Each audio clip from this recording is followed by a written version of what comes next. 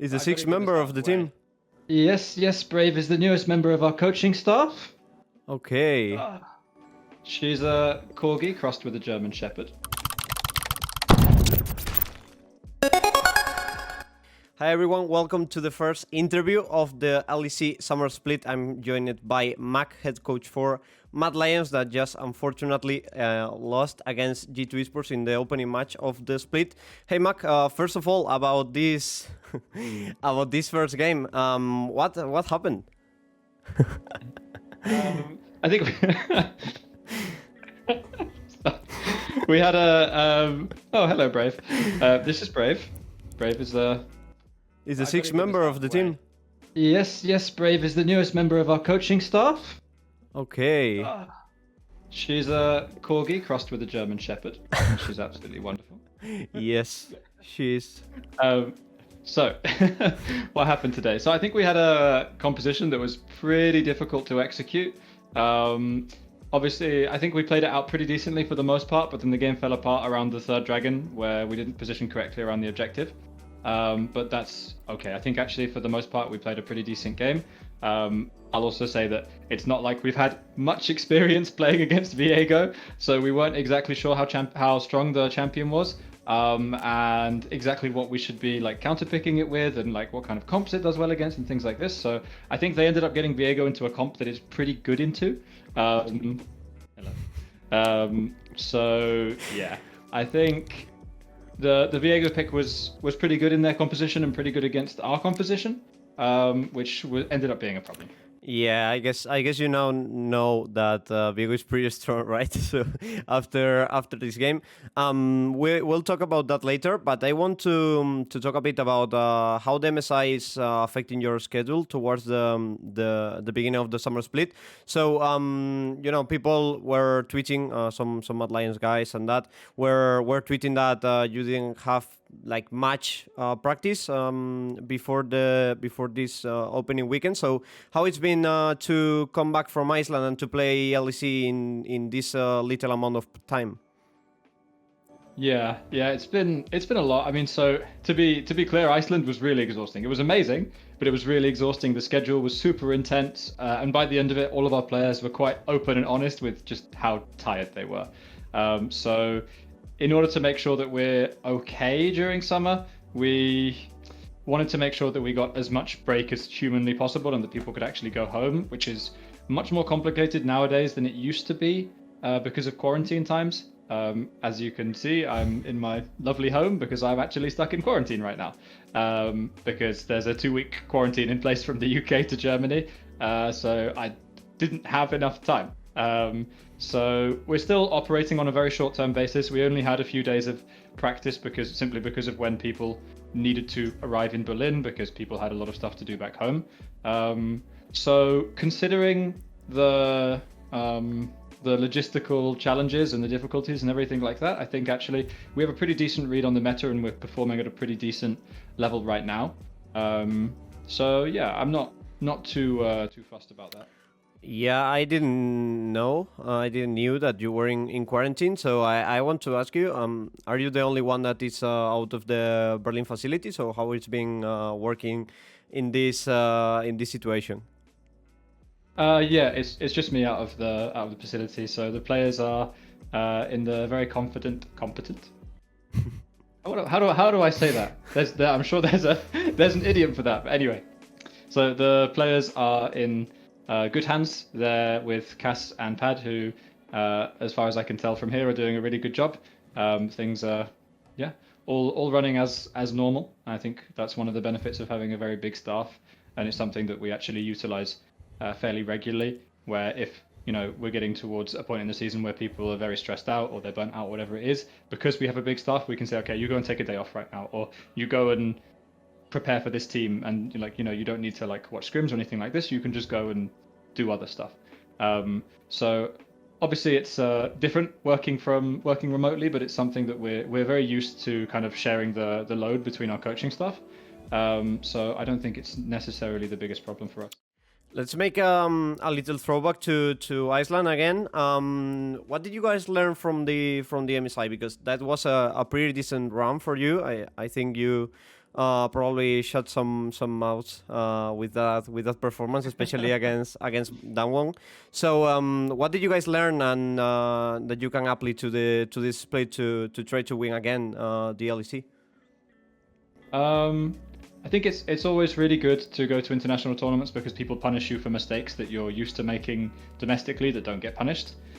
So we had a lot of focus on our early game because when we arrived at the tournament, we realized that Damwon and RNG were just really really good in the early game, like way better than anyone in Europe. I would say Rogue was pretty close, and I think Rogue was definitely better than us in the early game on balance in Spring Split.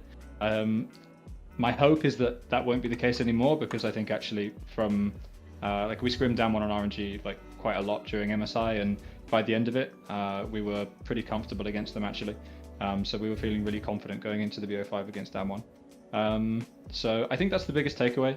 Mostly just a couple of adaptations that we've made kind of on an individual level of players realizing how important certain concepts are, and us generally speaking being a little bit more coordinated in the early game.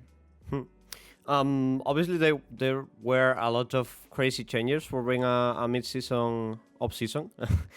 So I want to know your approach about these changes and how is the LEC looking now. You think it's better? You think it's worse than last split? And obviously, what are your expectations? I think it's to win again, of course, and also go to Worlds, obviously. So how do you feel about this split in general? With the changes, you're referring to the roster changes, I imagine, right? Yeah. Not patch changes. Although there were a lot of patch changes as well. Yeah, we'll talk about that. Back to three like new champions, or two new champions is a lot to adapt to. But with the LEC in general, I mean, I can understand that people think that they want to make high risk decisions right now. Like that was very clear in the kind of logic that SK gave for their changes, for example, right? Which is that we don't think we're gonna actually go to Worlds unless we make like really risky changes and it pays off. So I think a lot of teams are making very high risk changes. They're changes which could easily go badly. But in a sense, if you're already in a position that you're unhappy with, then it's not the worst thing in the world to say, okay, we're going to take a risk now. If it doesn't work now, fine. It doesn't work, whatever. But it's better for us in the long term. So I feel like the league is maybe going to be better off in the long term for it. Although there are some things that will be worse, obviously. Like, for example, Abadage going to North America hurts the mid lane pool in Europe significantly, I would say. But I mean, overall, usually when people make really drastic like changes like this, then things tend to get worse in the short term, right? So like for example, the level at the beginning of spring normally compared to the beginning of summer is much lower in my opinion, and feels way worse at the beginning of spring because teams are so new and they're still learning like how to play League of Legends again, right? Whereas in summer it's more just a case of like kind of shaking off the rust a bit normally. So that's not a luxury that a lot of the teams that have made big changes will have. So they're really starting from scratch right now, which I imagine will hurt them in the short term, but be beneficial in the long term. And as you mentioned, let's talk about the patch changes, of course. I think there was like a 3 patch gap from the MSI patch that you play and the current patch. I don't know if there were 3. I guess so. But yeah, we have basically 2 new champions enabled, which are Wen and Viego, both looking pretty strong. And also some more changes. Looks like the jungler keeps a bit like the same. You actually played Rumble today, which we saw on the MSI a lot.